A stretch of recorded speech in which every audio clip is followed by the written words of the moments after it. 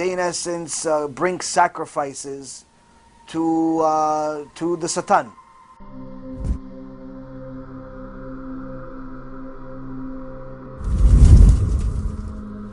One thing is there's a Ouija board.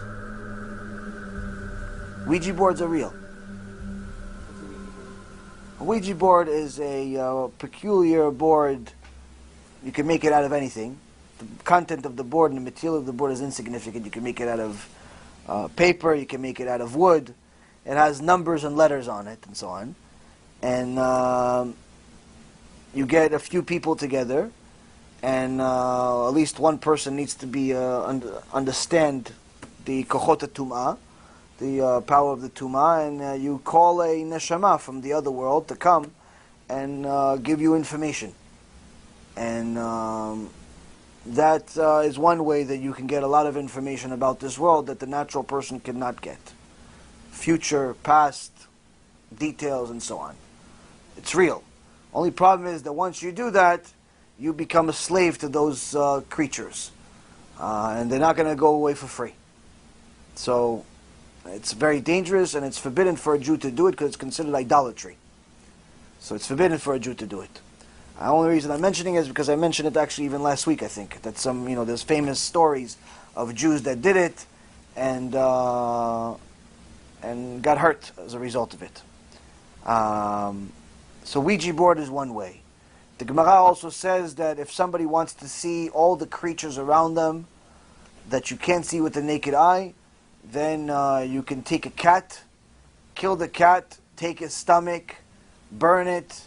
They take the ashes, put it on your eyes, and then pretty much you'll live in Gehinnom because you'll see everything that's around you and there's no way to undo it.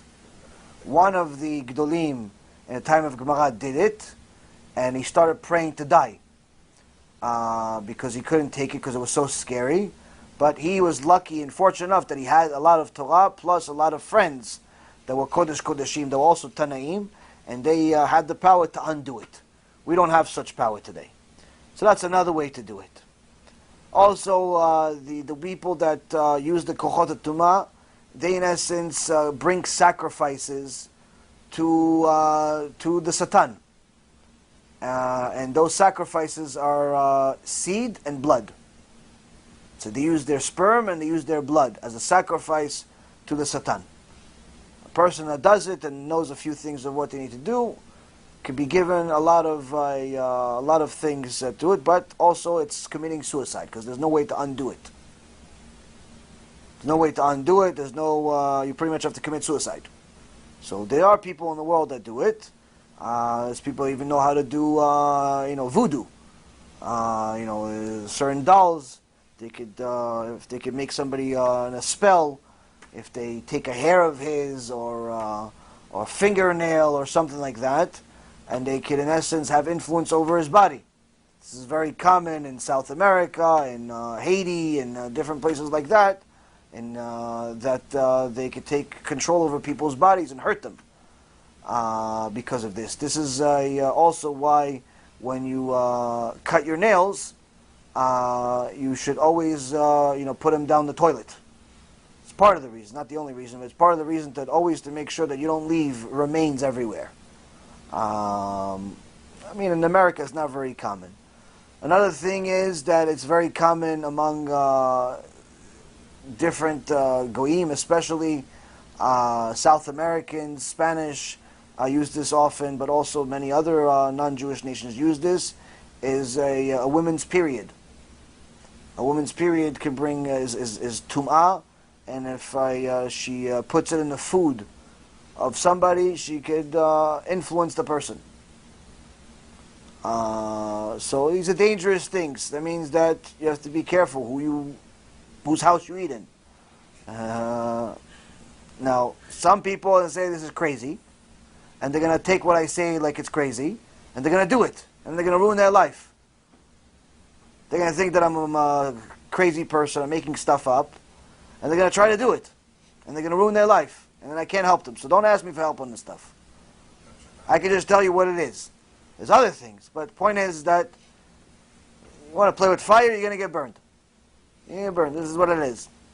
You want to commit suicide, it's easy to just jump off a bridge. But there's a lot of things in the world. Kochot Tuma are not a joke. It's real. This is many of the opinions are that the reason why, for example, Jesus was able to perform miracles, things that were supernatural, is because he was using Kochot Tuma. He was using the impure powers. He wasn't using Kedusha. He did do some of those things. Whatever, some of the miracles they say he did. That's not exactly a big deal, because at the time of the Gemara, at the time he lived, the average Tana was able to do 50 million more times than what he did. But people don't talk about that. We have Tanaim that split the ocean. We have Tanaim that brought back the dead many times. It's not a big deal.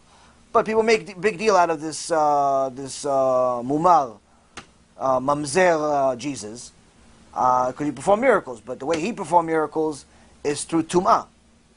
All types of spells and impurity and so on, because there is a powers of impurity in the world, and you can do a lot of things with them. And sometimes even people that are professionals in the world, like for example illusionists, some of them are just really good and crafty at what they do, but some of them are actually using Kochot Tumah to perform magic. Some of them are actually using this stuff in order to perform magic, but it's good luck in Gehenom when it eventually ends. But let's say it is real. It is real. It does exist.